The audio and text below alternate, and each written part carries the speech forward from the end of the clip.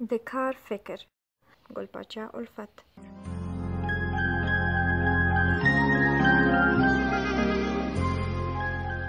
د کور میرمن ناروغه وه، د دوا پیسې نه وې، غله خلاصه وه، ماشومان وږي وو. په کور کې څه نه وو پاتې چې پیسې پرې نغدې شي. د کور خاوند یوه ورځ په پور پسې وګرځېد. دوستانو، آشنایانو، خپلوانو هېڅ ورنه کړل. بله ورځ په ګدایۍ پسې ووت. د سخیانو او غنیانو له کورونو څخه ناامیده راغی. درېیمه ورځ ورته د کار فکر پیدا شو. کار ته یې ملا وتړله. په کار پسې روان شو. کار یې وکړ. په دغه ورځ یې کور ته دوا او ډوډۍ راوړه.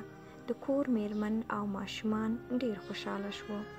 چې رنځور جوړ شي او وږی مور شي، د دې نه لویه خوشحالي بله نشته.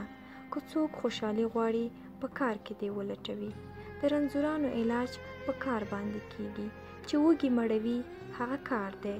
چې سړی خوار شي او خپلوان ترېنه لاس واخلي، چې څوک پور ورنه کړي او آشنایان نااشنا شي، چې سخیان ورته ووایي خدای دې درکړي، چې له هر چا او له هرې خوا نا امیده شي، په دغه وخت کې کار پکارېږي.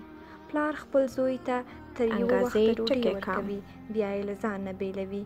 چې زوی لوی شو، بیا مور هم شیدې نه ورکوي، مګر د کار مهرباني او احسان په هر وخت کې وي.